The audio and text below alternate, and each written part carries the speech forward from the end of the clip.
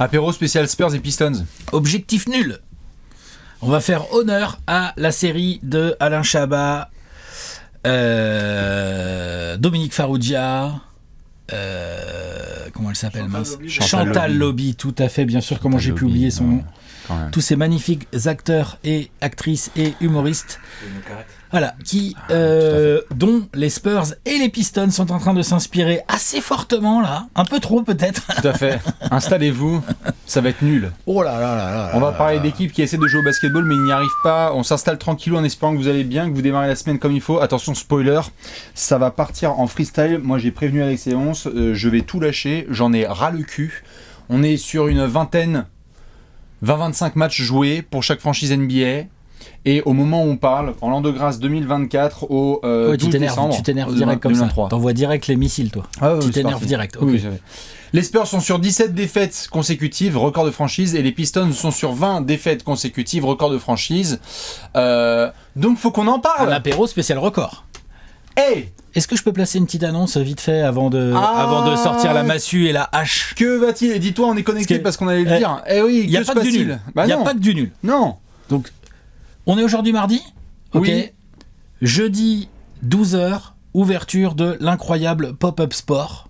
Vous en avez peut-être entendu parler si vous avez lu des articles sur notre site ou sur le site de SoFoot ou sur les réseaux sociaux. Ou le Alley Café de Luigi. Ou le Alley Café exactement de Bastien, là c'était quand? C'était hier. Tout à fait. Incroyable Pop-Up Sport, rue Saint-Maur, au 76 rue Saint-Maur dans le 11e. Ça ouvre jeudi à midi, ça dure tout l'après-midi du jeudi. C'est là tout le vendredi, samedi et dimanche. L'endroit idéal pour faire vos cadeaux de Noël si vous êtes vous-même fan de sport ou si autour de vous il y a des fans de sport à qui vous voulez faire plaisir. Venez. Du maillot, du merch, magnifique merch, genre par exemple des jolies choses avec des cœurs brodés que vous allez pouvoir toucher avant d'acheter. Bien sûr. Du mug, du livre, des casquettes, des écharpes. Il y a beaucoup de neuf et un peu de vintage. Genre en maillot, il va y avoir du vintage bien rare. Si vous voulez trouver un maillot de, je sais pas, j'ai n'importe quoi, Dennis Bergkamp à Arsenal, je pense que c'est jouable, par exemple. En tout cas, il y aura pas Tino ou Ben Wallace. Voilà, ou si vous voulez un Jamie Carragher de Liverpool. Peut-être que ça se trouve aussi, ce genre de choses. Il y aura, donc c'est organisé entre Trash Talk et SoFoot. Il y aura une dizaine de mini-shops avec plein de choses différentes. On aura des produits qui viennent de plein de gens différents sur pas mal de sports, beaucoup de foot, beaucoup de basket, mais du sport US en général. Tout à fait. Un peu de tennis, un peu de rugby. Toutes les infos sont dans la Descro. Oui. C'est de jeudi à dimanche, l'incroyable Pop-Up Sport. Suivez les réseaux, il y aura peut-être Léon en train de tousser si vous venez sur place et on aura probablement notre présence aussi sur place. On tient au courant. Je trouve que ça méritait une petite annonce. Ah bah encore heureux que ça méritait une annonce. C'était la seule annonce positive de cet apéro. Voilà, exactement. Maintenant, on enlève les sourires. Vous allez dans les Descro et vous allez voir tout ça. Nous sommes donc mi-décembre. Les Spurs et les Pistons font n'importe quoi hier soir, au moment où on parle, puisque cette vidéo sera périmée dans quelques jours, ou sera très drôle à regarder. Les Spurs se sont inclinés à Houston. On va prendre le temps de revenir sur ce match qui a été un hommage absolu au cabinet ophtalmologique d'Europe, au pluriel. Et les Pistons se sont inclinés pour passer la barre des 20 face aux Pacers, classique, les Pacers qu'on a vu en finale du In-Season Tournament. Et donc on va parler un petit peu de ces franchises. Je te propose de démarrer par les Pistons. Honneur à l'équipe qui vient donc de très symboliquement atteindre la barre des 20 défaites consécutives. Avant de te lancer, je donne juste les infos. C'est donc la 9e série de défaites la plus incroyable de l'histoire de la NBA. C'est ça, c'est pas souvent. 20 défaites de suite, ça arrive pas tous les ans déjà. C'est pas tous les ans, tout à fait. Sur une seule saison régulière, le record est de 26 défaites. Sur 2 saisons cumulées, le record est de 28. Les Pistons vont-ils y arriver? J'ai l'impression qu'on fonce bien comme il faut là. Ils peuvent, hein. Ils sont capables, hein. Ils sont grave capables. Ils sont en quoi? En 2-21 là?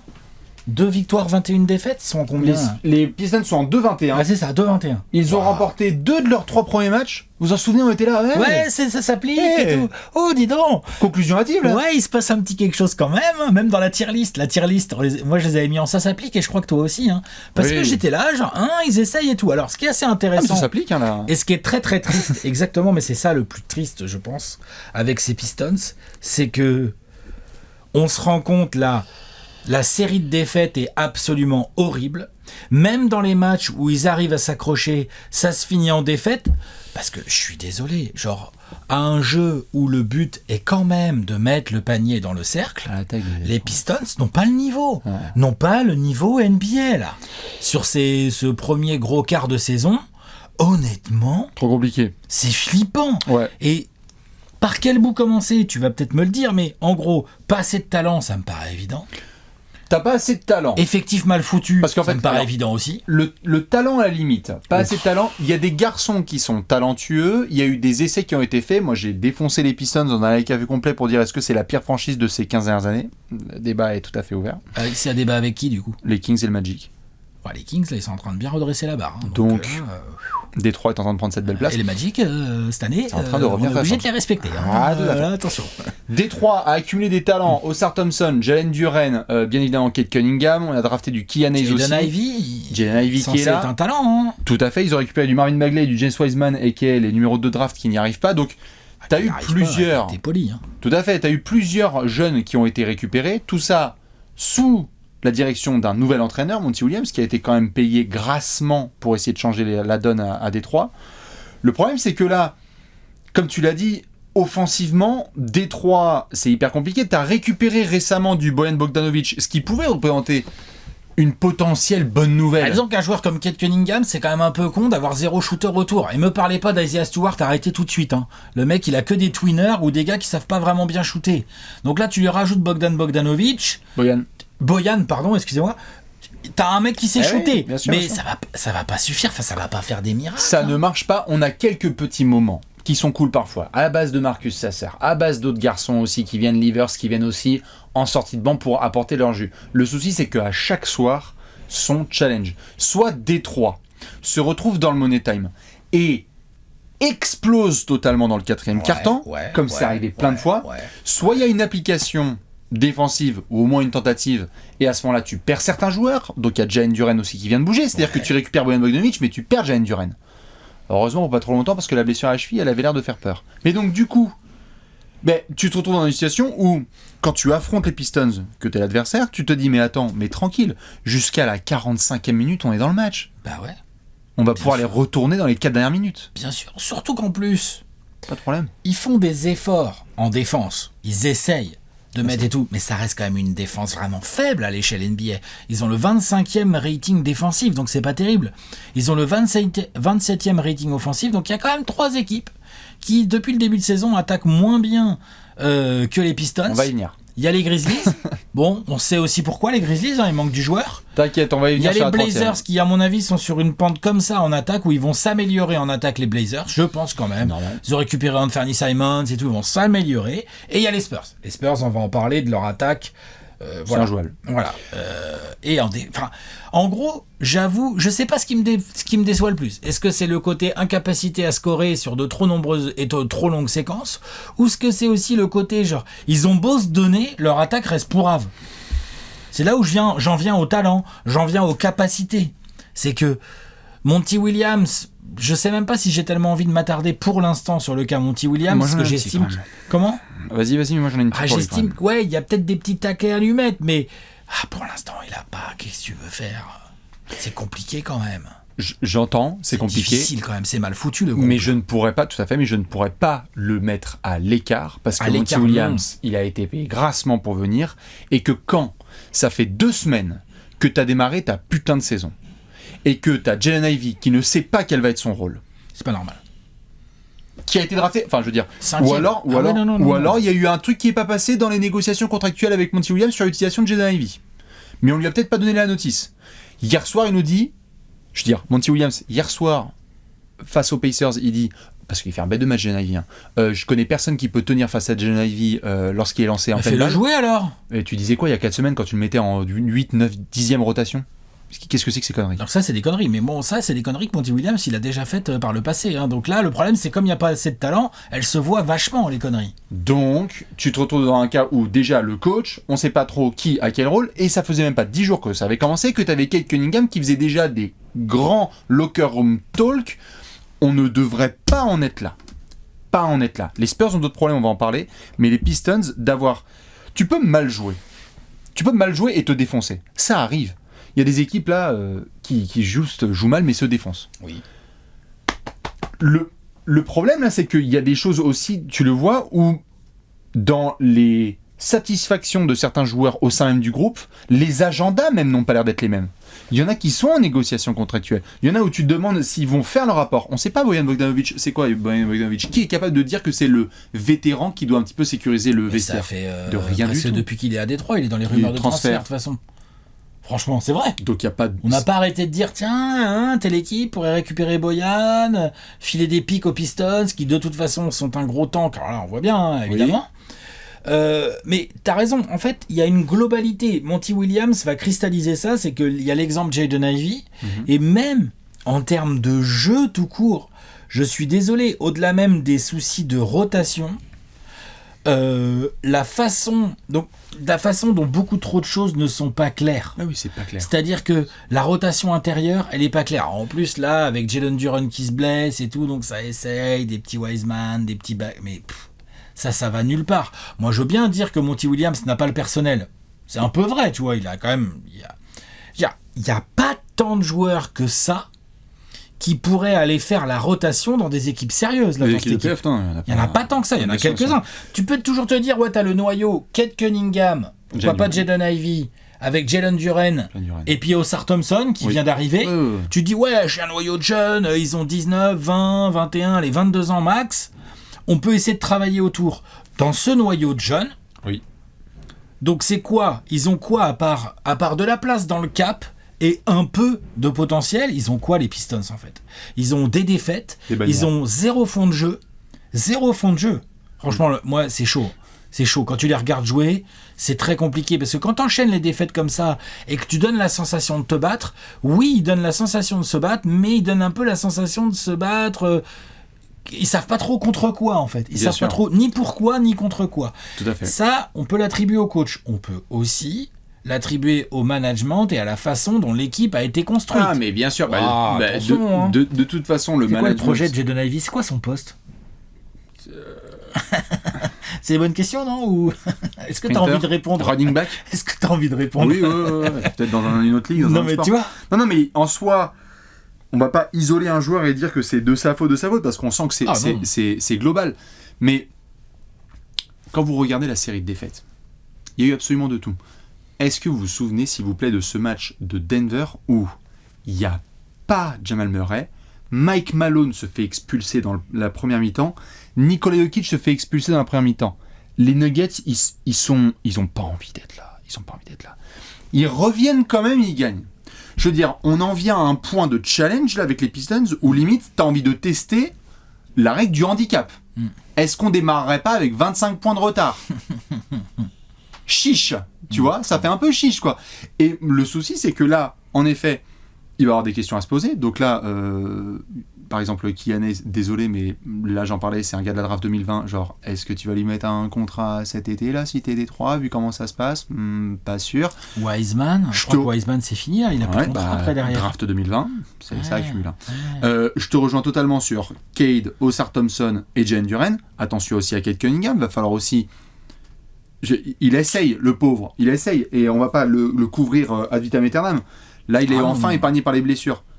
Mais moi, j'ai pas vu 3 matchs de suite de Cade Cunningham dans lesquels je vois des sets où il sait à quoi s'attendre, avec quel partenaire il va pouvoir être sur le terrain. Ces joueurs ont besoin de ça. Ça, c'est vrai. Mais t'as dit une phrase importante, on va pas le couvrir éternellement. Moi, personnellement, je suis en train gentiment de descendre du bateau. Ouais, dans le sens où il y a du talent. Mais en fait, quand je le vois dans ce marasme, je trouve que oui, ça se voit qu'il est un peu meilleur que les autres, mais un peu. Genre, il crève pas du tout l'écran, même individuellement, je veux dire. Dans cette NBA actuelle, où même quand il n'y a pas de système, t'as des joueurs qui arrivent un peu à se distinguer, où on se dit, ok, lui, il va faire des stats, il fait des stats, mais c'est dans une équipe de merde.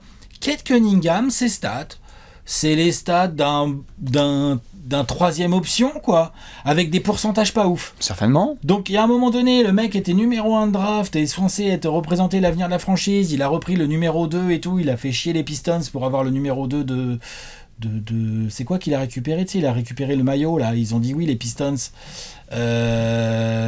Redis-moi. Cade Cunningham, tu sais, il a demandé gentiment à avoir le numéro 2, qui était un maillot déjà retiré. C'était qui déjà? Je te trouve l'info. Je te trouve l'info. Cade Cunningham. Je l'ai pas. Si, t'inquiète, j'arrive. 2 Oui, c'est le 2, non, Kate Cunningham, non, qu'il a comme maillot. Chuck Daly. Ah oui, pardon. Oh là là. C'est Chuck Daly, c'était un maillot numéro 2 retiré en l'honneur de Chuck Chuck Daly. Je veux dire, c'est pas rien au niveau symbolique. Oui. Moi, j'adore les Pistons en plus historiquement. J'étais là, je pense pas que ça, le joueur il a demandé, la franchise elle a dit oui, la famille de Chuck Daly elle a autorisé, ça me va bien. Assume, montre que t'as du talent. Là, je veux bien qu'il soit dans un marasme, bien que ce soit compliqué, gna gna gna et tout. Il y a des joueurs qui sont dans des marasmes bien dégueulasses aussi en NBA, et on est là, on dit ah ouais, quand même, c'est vrai que la Melo Ball, même avec une équipe de merde autour, bah putain, le gars il joue comme un All-Star. Au-delà même du bilan collectif des Pistons, il a pas les stats. Il n'a ni les stats, ni les pourcentages, ni l'impact. Même réel. Alors que saison rookie, il avait montré ses matchs à impact réel. Ouais, s'il avait des meilleurs joueurs autour, je suis d'accord avec toi, il ferait sûrement des meilleures lignes. Et à la limite, des meilleurs joueurs, pourquoi pas, mais des joueurs avec lesquels il sait auxquels s'attendre. C'est-à-dire que on a applaudi potentiellement Monte Morris, Joe Harris cet été. Il n'y a personne au balcon. Là, il n'y a personne. Donc, évidemment, les blessures, c'est comme ça. C'est la faute à pas de chance. Mais les vétérans que tu avais essayé de signer pour les apporter. Ça devait aider. Là, pour le moment, Walou. Donc, il y a Alec Burks qui essaie de faire son rôle. Mais la phrase est horrible en grâce de 23. C'est une rotation. Voilà. C'est pas un mentor. Donc, à la limite, des joueurs. Il y a des équipes qui n'ont pas énormément de talent. Mais par contre, c'est en place. Tu sais que ce 4-là est en début de second quart-temps. Tu sais que ce 4-là est là. Tu sais que là, quand on est dans le Money Time, il y a 3 sets. Il y a 3 ou 2 types de plays qu'il faut répéter et s'ajuster. Non, je suis désolé, quand tu as 3 points d'avance et que tu dois te retrouver par exemple avec un shoot à mi-distance de Jalen Duren qui est pris, je sais que c'est bien de développer son talent, non. Ce n'est pas le moment. Non, ouais, je suis d'accord. Ce n'est pas le moment. Et à ce moment-là, toi tu l'as vécu de plein fouet à Phoenix. Je sais, j'ai pas tout été dans l'aboutissant de comment ça s'est passé avec DeAndre Ayton, mais là où je ne vais clairement pas lâcher le col de Monty Williams, c'est que à ce moment précis, il faut un coach qui ait la poigne de dire aux jeunes hey, ça c'est pas possible, temps mort, toi c'est foutu, ça on peut pas, merci de comprendre. Tu as raison sur Monty à ce niveau-là. Après, à Phoenix, c'est différent parce qu'il est arrivé avec une équipe où il y avait un noyau de talent quand même extrêmement sérieux. Oui. Il y avait Booker, Chris Paul et tout. Tu vois, là, ça a émergé. Il y avait Ricky Rubio, Aaron Baines. Donc, oui, bien sûr. Tu vois, il y avait des vrais joueurs. Là, le problème qu'il a, c'est qu'il doit construire. Et moi, justement, je croyais en lui pour le côté je vais développer du jeune, je vais les faire jouer dur et ça va se battre. Ça joue dur vite fait, parfois ça manque même de régularité, c'est normal, parce que quand t'es jeune et que t'enchaînes des défaites comme ça, mentalement c'est très difficile. Mentalement c'est très difficile. Mais donc, il y a besoin de beaucoup de choses. Je pense que le management doit se poser des questions, à quoi ça sert de garder Bojan là-dedans, pourquoi pas en récupérer des pics ou quelque chose qui va te servir au moins, parce que Bojan il va rien changer en fait à ton projet là. Et pas prendre de gros joueurs. Pitié, pas prendre de gros joueurs. Il y a eu des rumeurs là de est-ce que les Pistons devraient du coup aller chercher des joueurs de gros talents contre plusieurs assets. Quel joueur va vouloir venir ? Dans un trade, t'as pas le choix, tu finis à Détroit. Mais le joueur il va arriver, il va partir. Il va partir après, il va dire je demande mon transfert. Non. Buyout. T'es d'accord ou pas ? Complètement. C'est sûr. Ah, mais bon. Tu te fais trader là-bas, t'es un joueur raisonnablement fort en NBA reconnu, tu te fais trader là-bas, c'est même pire qu'une punition, le truc. C'est vrai. Donc bon, Pistons, franchise historique, il y a 20 ans. Il y a 20 ans, Spurs Pistons en finale NBA. En finale NBA, il y a 19 ans, ils étaient champions NBA, les Pistons, en battant les Lakers de Shaquille O'Neal, Kobe Bryant, Gary Payton et Karl Malone en finale.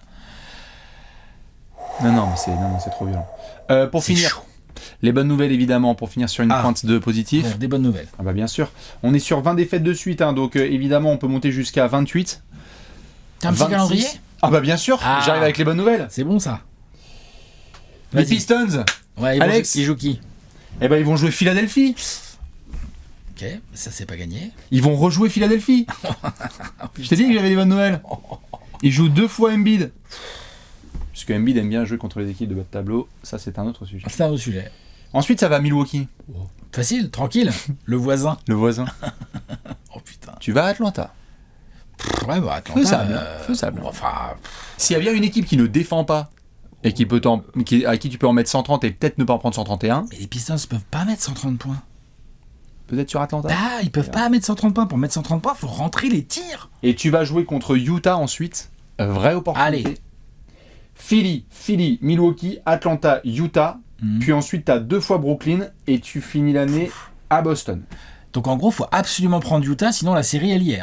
Prends Pour moi. Utah ou Atlanta parce que sinon, La série, elle va y être. on va peut-être avoir des Pistons qui vont faire et tout novembre et tout décembre sans la moindre victoire au match de basketball. Ah, vache.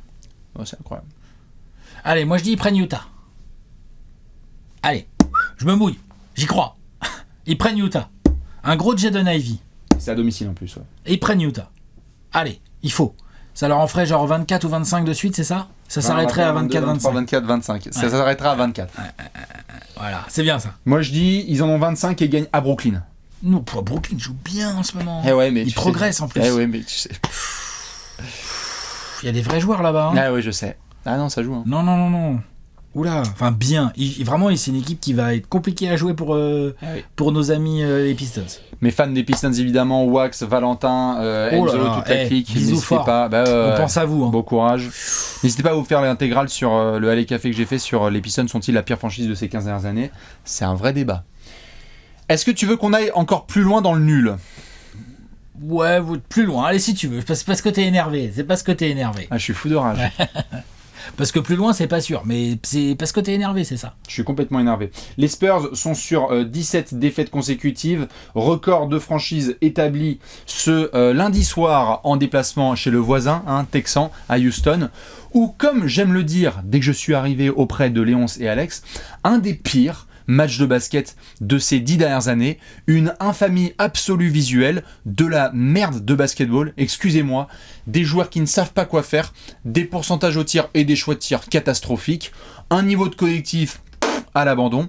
Les Spurs, en ce moment, tu sais quoi, je vais pas du tout faire l'effort de les regarder. Tu parles du match aux Rockets, là. Ah ouais. Mais le pire, c'est que ces Rockets qui ont montré des trucs intéressants depuis le début de saison font vraiment un match dégueu. Ah mais là ils ont fait tenez, arrêtez la streak. Ouais, c'est ça. Ils ont fait un match dégueu, vraiment les Rockets. Ouais. Et malgré ça, ils s'en sont sortis des Rockets. Alors, c'est cool pour les Rockets parce que gagner des matchs quand tu joues aussi mal, moi je pense que c'est toujours bon à prendre. Ah ouais, mais là, les Spurs ils ont pas le droit de pas battre les Rockets qui jouent aussi mal. C'est un truc de fou. On avait vu le début de saison. Léon s'en parlait juste avant, on était là genre mais on comprend pas au tout début, le match à Phoenix et les matchs là contre Houston. La doublette contre Phoenix. Mais oui, la doublette contre Phoenix et puis le match où moi j'y suis là contre Houston et puis tu tiens contre Dallas en opening. Oh, ça y est, on est sur 17 défaites de suite. Bon alors t'as parlé offensivement, je pense qu'on peut commencer par là.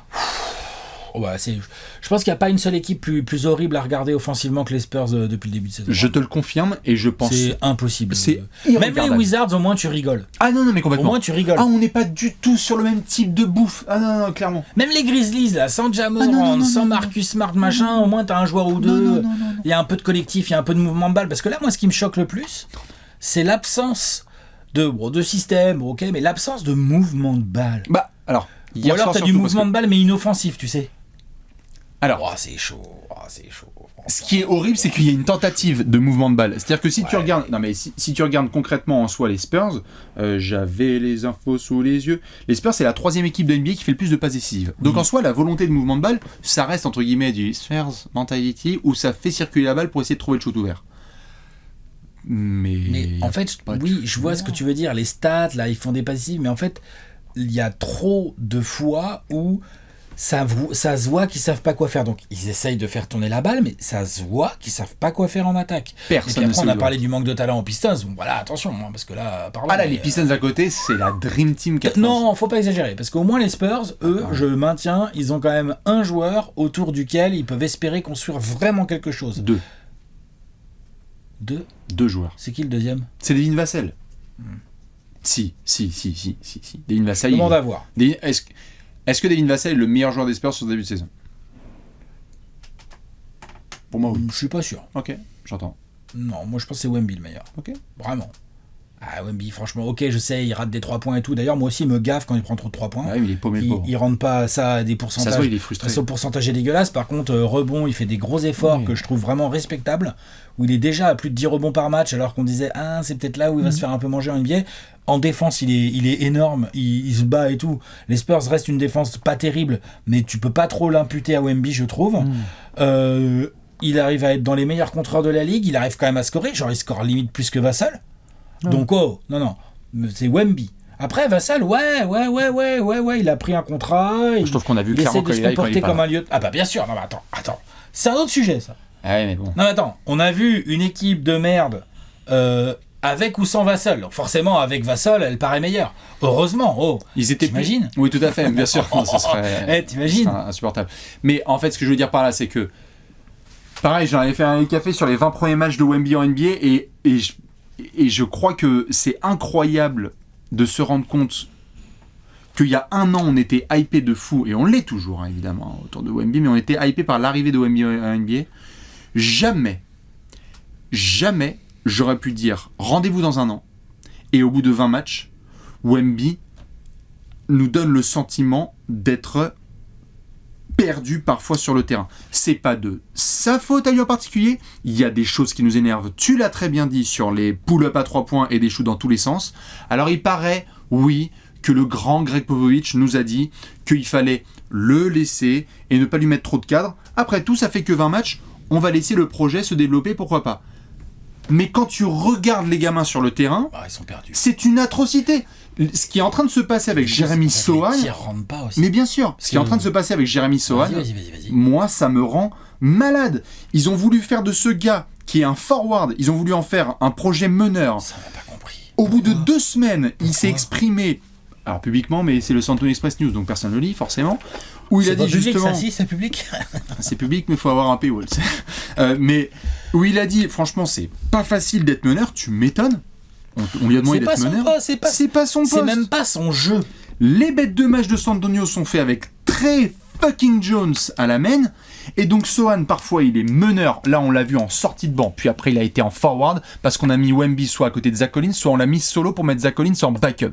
Parfois, t'avais Devin Vassell qui était blessé. S'il est là, on sait pas si c'est Osman ou si ça va être Keldon qui va être agressif à côté de lui ou c'est Doug McDermott. C'est n'importe quoi, et on n'a jamais eu autant de fans de basket en France qui voulaient rester debout pour regarder les Spurs ce soir et qui ont des larmes de sang. C'est vrai que t'as raison, ils sont 3e aux passes décisives. Ils sont 3e, ça bouge. Tu vois, visuellement, j'étais pas allé vérifier la stat avant, visuellement ça donne pas du tout cette impression parce qu'il y a tellement de tirs ratés. Honnêtement, il y a des les pourcentages, fais voir juste le pourcentage au tir global, ils sont où les Spurs ? T'es 26e au pourcentage au tir, t'es 29e à 3 points. C'est chaud. Et pourtant, quelle tristesse. Et puis en plus, tu vois, là vraiment, moi, tu vois, j'y croyais un peu plus que ça quand même. Quand on a fait les previews de début de saison, perso, j'ai donné 24 wins aux Spurs et je les ai mis derniers de l'Ouest. Ouais, t'as pris la conf. Hein. Pas mal de gens m'ont dit « Oh, t'es fou, ça va aller, regarde l'année dernière, ça se battait bien et tout. » J'étais pas confiant, mais... J'étais pas... Là, 24 wins, ils les auront jamais. Là, s'ils passent les 20 wins, ça veut dire qu'ils vont nous faire une deuxième partie de saison de fou furieux. Ça veut dire qu'il y a un vrai curse. Non, mais allez! Honnêtement, je pense que depuis le début de saison, c'est l'équipe la plus horrible à regarder. À regarder, j'ai dit. Mais bien sûr, horrible. Mais bien sûr. Non, mais Détroit, c'est caviar à côté. Détroit, Washington, même Charlotte sans la Melo Ball, c'est mieux. Mais allez-y. Ou même Portland, là, quand il leur manquait tous leurs joueurs, ou beaucoup de joueurs et tout, c'était mieux. Donc on en vient évidemment à notre cher et vénérable Greg Popovich, qui donc a tout son historique et c'est formidable. On continuera à vénérer le vénérable, puisqu'il a quand même une carrière légendaire. Sauf que là, à un moment donné... mais peut-être falloir arrêter de vivre dans le passé, là. Sauf que, arrêter de vivre dans le passé, et surtout, moi, ce qui commence à m'agacer, mais m'agacer fort, c'est qu'il y a des vraies interrogations qui sont posées. C'est pas comme s'il y avait des journalistes qui disaient juste « Pourquoi vous avez perdu ?» Il y a des vraies questions qui sont posées. Et lui, et ça commence à m'irriter, il continue un peu à troller, tu vois, alors qu'on demande des vraies réponses. Il évite le sujet. Voilà. Et j'aimerais bien des vraies réponses de la part de Pop et de dire à un moment donné, juste là, bonjour, Greg Popovich, Victor Wembanyama, on ne sait pas s'il y a 3 systèmes en place pour qu'il soit bien utilisé. Bonjour Greg Popovich, comment se fait-il que le 5 qui a le plus marché de toute la saison, avec Trey Jones, avec Devin Vassell, avec Wemby, avec Keldon Johnson, avec tout ce qu'il faut, même des snipers autour, si tu veux, il y a pas de problème, tu peux mettre Zach Collins, tu peux mettre Doug McDermott, mais juste déjà ce quatuor-là, comment ça se fait qu'il soit pas plus utilisé ? Zach Collins, sniper, attention. Tout à fait. C'est dur à mettre dans la même phrase quand même. Trey Jones, qui a été prolongé cet été, comment se fait-il qu'il soit utilisé d'une telle manière ? J'aimerais une réponse claire, parce que pour le moment, cette espèce de « oui, on va prendre le temps », c'est project quoi ? C'est en fait, on ne peut pas avoir trop de plafond, donc du coup, il faut qu'on vise la draft. ok, mais ça t'empêche pas juste d'essayer de te défoncer, parce que là, il y a des jeunes, là, je suis désolé, ils sont blasés, là. Je vois Wemby sur le terrain, je peux comprendre qu'ils soient En blasés. fait, le problème, c'est que ne pas avoir comme objectif de gagner des matchs, soit, moi je l'entends, c'est pas les premiers à qui ça arrive, et limite la série de défaites, c'est pas anecdotique, parce que 17 de suite, ça commence à piquer. C'est chaud. Mais je veux dire, c'est pas vraiment le sujet. Là, le truc, quand j'ai dit horrible à regarder, ça va bien au-delà du résultat. C'est la manière, c'est-à-dire que c'est ce que tu viens de dire, c'est-à-dire que on voit bien que, 1, les jeunes sont perdus, 2, ils ne progressent pas du tout. C'est-à-dire que Sohan ne progresse pas alors que utilisé autrement, je pense qu'il peut progresser. Keldon Johnson ne progresse pas alors qu'il avait bien progressé l'année d'avant. Ça fout un peu les boules quand même. Bien il a sûr. quel âge Keldon Johnson? Il a encore que Oui, non, 21, il est jeune, 22, un truc comme ça quoi. Oui. Après Tu vraiment, vois, tout à fait. Après ils vraiment, progressent pas quoi les mecs. après vraiment, Devin Vassell, la progression elle est fulgurante sur l'espace de 3 Devin ans. Vassell a progressé individuellement. C'est méchant quand même. C'est vrai. Et puis il est dans un range. S'il était dans une franchise qui a un peu plus de victoires, logique, on dirait. On dirait quoi Il rentre dans le clan des joueurs qui sont capables de très bien défendre l'option numéro 1 offensive adverse et derrière d'avoir une vingtaine de points avec du shoot à 3 points et la création sur pick and roll et capable de gérer du money time. Il est capable.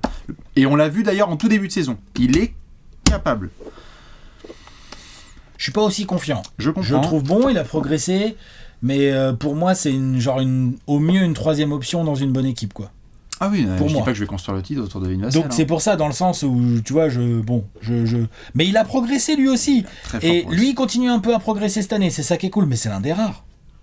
C'est l'un des rares. Moi pour moi Keldon Johnson ça baisse, ça baisse, ça stagne, ça ne progresse pas. Quand il est hyper agressif, c'est trop bien, on le voit dans les matchs des Spurs, il crée des choses. Ouais, mais le c'est un match joueur, il a gagné besoin à qu'il y ait des systèmes autour de lui pour le coup là lui. Ouais, vraiment. Oui, bien sûr. Vraiment, bien sûr, en attaque, pour s'exprimer, il a besoin qu'il y ait des systèmes avec des cuts backdoor. On les voit plus. Enfin, je sais pas. Non, bien sûr. Sohan, c'est terrible. Beaucoup de tristesse quand je vois jouer les Spurs. Pareil. Sohan, c'est terrible. Et j'ai pas envie de dire que c'est de sa faute parce qu'il y a des choix qui sont horribles de sa part. Mais en même temps. Parce que l'idée, c'est pas de dire c'est la faute du staff ou des joueurs. Hein. Moi, je suis pas là. Je suis en train de clasher Grabovic, mais je clash aussi les joueurs. Il y a un moment où il y a des choix aussi qui sont faits par les joueurs. C'est juste pas bon. Et donc, on en vient à. T'as fait le travail là sur les Pistons en disant qu'est-ce que tu fais autour de Bojan Bogdanovic. Si t'es les Spurs, on va devoir attendre juin là pour avoir un autre vétéran ou pas? Ou comment ça se passe? Parce que là, la caution vétéran, c'est Cedi Osman. C'est qui apprend comment ça se passe les matchs? Des NBA? vétérans et on gueule sur Popovich, mais il y a le coaching staff aussi. Genre la répartition du usage rate aussi. Tu vois, genre je pense que par rapport à ce que tu disais sur Devin Vassell doit être un peu plus utilisé tout au long des matchs. Devin Vassell, il a un usage rate à peine supérieur à celui de Zach Collins. Là, je suis sur les stats. Ah oui? C'est pas normal, ça. Bah si, Alex. Ça, c'est pas normal. Et après, ouais, Keldon Johnson, Jeremy Sohan. Mais Jeremy Sohan, est-ce que vraiment c'est un mec qui doit avoir si souvent que ça la balle en main et ou la décision finale sur une possession? Bah non. Alors que du coup, de l'autre côté, Sohan ou Wemby, défensivement, elle t'inquiète. Hein. La doublette, elle fonctionne. Bah oui. Défensivement, Sohan et Wemby, ça peut tout à fait faire le travail. Comment se fait-il que Trey Jones... Avec Vassell en plus, tu vois? Tout à fait. C'est pas mal quand même. Comment se fait-il que Trey Jones joue 5 à 6 minutes de moyenne de moins que l'année dernière? C'est quoi? Ils ont recruté Chris Paul ou c'est comment? Il y a qui comme compétition à la main pour Trey Jones? Pourquoi tu l'as prolongé? Pour lui donner moins de temps de jeu? Il y a Malachi Branham. Mais non Non, c'est insupportable. Et le soir, quand je suis en train de traîner sur Twitter ou sur Twitch dans les cafés avec les gens et qui me disent franchement, j'ai envie... Moi, je vois en ce moment des gens, Alex, tu te rends compte, qui ont un enthousiasme de fou pour regarder Wemby, ses débuts, il y a eu une hype de malade. On s'est fait calmer. Hein, là. Qui veulent rester debout à 2h du matin pour voir, allez, ça va le faire, il y a un enthousiasme de fou. Tout ça pour se faire brûler les yeux, là, c'est la rétine qui prend, là. C'est insupportable. Les Spurs, c'est insupportable. C'est très compliqué. Et bon, ok. Donc du coup, Pistons dans le gros caca, Spurs dans le gros caca. On a parlé des Pistons, Spurs. Quand même, t'as pas envie de continuer comme ça à faire que de perdre. Donc toi, qu'est-ce que tu préconises? Vas-y, t'as le droit à 2 préconisations. Vas-y. Qu'est-ce que tu préconises? Qu'est-ce qu'il faut? Je prie. Putain, Alex, je prie. Tu peux prier, mais qu'est-ce que tu préconises? Je prie le jour où on va avoir la fin de ces conneries de 5 majeurs. Là, tous les soirs, il y a le 5 majeur des Spurs qui sort et j'ai envie de gifler mon téléphone. Je prie le jour où Trey Jones redevient titulaire. Quel est ton 5 majeur? Mais il n'a pas été titulaire cette année-ci? Non, mais il redevient de l'année dernière. Ah voilà, d'accord. Quel est ton 5 majeur? Donc Trey Jones à côté de Devin Vassell. Trey Jones, Devin Vassell, Keldon Johnson, Wemby. Et Déjà après les quatre. Sohan par Et exemple. après, soit t'as Sohan, Soit t'as t'as Zach Zach Collins. Collins, et tu vois, etc. Mais tu sais quoi, pas de problème. Sohan et Wemby peuvent démarrer, puis t'as Collins qui rentre vite en jeu, il n'y a pas de problème. Même s'il a envie de faire démarrer chez Osman, je m'en fous en fait. Mais déjà, un meneur de jeu. Parce que tu sais ce qui manque notamment à Wemby? Un meneur de jeu. Bah ouais, des ballons qui Un arrivent. mec qui le met dans des bonnes dispositions, et le meilleur relais de Pop et du staff sur le terrain, c'est Trey Jones, c'est personne d'autre. Donc déjà, première chose. La deuxième, avoir, je sais pas, genre, du coup, avec Trey Jones notamment, l'installation de, je sais pas, 2 à 3 systèmes en place, qui fait que quand il faut se calmer, on écarte et on laisse Devin Vassell et Wemby sur pick and roll. Ces joueurs sont capables, ils font des passives, il y a du potentiel. Ils ont tenu la gueule des Mavs, ils ont battu 2 fois les Suns, et ils ont battu les Rockets.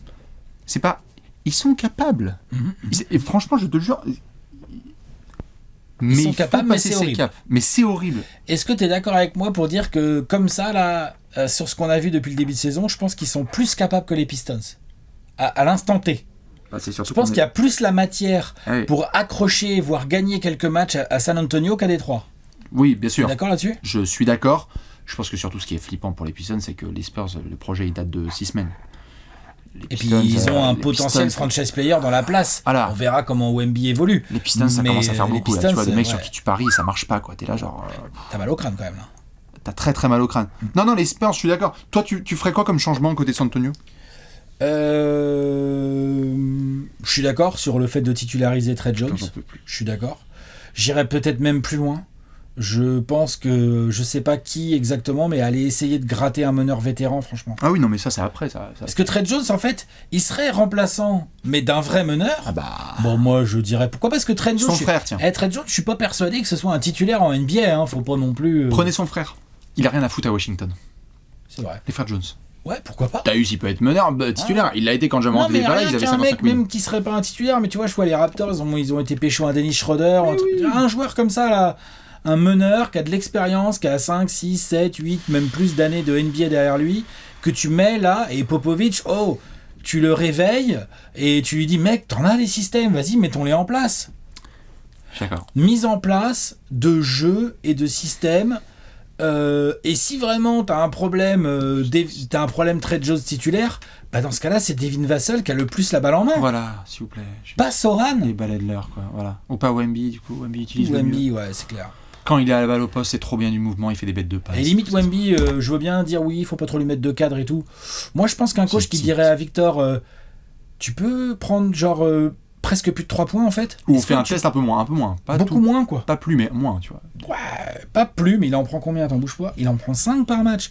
C'est 2 fois trop. 2, déjà, exactement. T'en prends 2. Tu vois ça, faut lui dire en fait. Tout à fait. Et en plus, c'est un joueur, il a montré qu'il était intelligent, qu'il avait la tête sur les épaules Et collectif. et qu'il était capable de jouer pour le collectif. Je pense que il faut, et en échange, il faut lui mettre dans d'autres situations des ballons. Attention, Bien sûr. il s'agit pas de lui dire on va t'enlever 3 tirs. Non. Il s'agit de lui dire si tu prends 5-3 points, bah. C'est marrant, toutes tes stats montrent que quand tu es au Prends-en poste, il se deux, passe plein de quoi. choses. Exactement. Pour finir, 19 défaites pour 3 victoires pour les Spurs et donc 17 défaites de suite. Le calendrier, Vas-y. 2 fois les Lakers à domicile. Cool. Puis tu reçois les Bucks. Enfin, dans les Pélicans, tu vas chez les Bucks, tu vas chez les Bulls, tu vas chez les Mavs, tu joues Utah. Utah a un gros rôle à jouer sur, Utah, gros rôle là sur les séries. Utah va nous régaler sur cette Ouais. fin d'année civile. Et là, surtout, t'as Utah et 2 fois Portland. Ouais, mais Portland, tu vas voir, ils vont. Portland, Attends, t'es en train de dire que San Antonio va atteindre les 40 défaites de suite? je sais pas, parce qu'il y a Utah, puis peut-être ils peuvent battre quelqu'un d'autre. Ce que je veux dire, c'est qu'on dit Portland, mais moi, de ce que je vois sur les derniers matchs de Portland, perso, peut-être ça méritera à un moment donné une discussion, un apéro ou quoi. J'aime pas du tout le coaching global de Billups. Par contre, Oui. clairement, lui, il a de la matière bien supérieure aujourd'hui Il y a de la matière, en fait. à San Antonio. Je veux dire, là, quand on voit Anthony Simons qui revient, qui commence à scorer comme un porc, Shadon Sharp, t'as Jeremy Grant qui peut à lui seul battre les Spurs. Enfin, tu vois, oui. Le rookie Scoot Anderson qui montre 2-3 trucs de plus en plus corrects. Non. Oh. Non, c'est autre chose. Donc moi, je miserais pas trop sur battre Portland en fait. Donc, C'est moche. Hein. Tu peux battre les Bulls. Tu peux battre les Bulls. Tu peux les battre. Hein. je vous pose la question pour finir et je te la pose. 28 défaites consécutives, c'est le record all-time sur 2 saisons. 26 sur une saison unique. Spurs ou Pistons, est-ce qu'une de ces 2 équipes va battre ce record? Je pense que les Pistons, il y a un gros danger. Je vois les Spurs en prendre un petit, moi. Et casser la série. Surtout que les Spurs n'en sont que à 17. Moi je suis chaud. Trash Talkers, ils vont battre les Lakers. Ouf, alors ça par contre, ok. Dites-nous ce que vous pensez bien évidemment de ces Spurs et Pistons. Courage aux fans, félicitations aux ophtalmos qui ont explosé leur budget sur la saison à venir. On vous fait des bisous et à très vite sur la chaîne YouTube Trash Talk. Ciao. Des bisous. Ciao.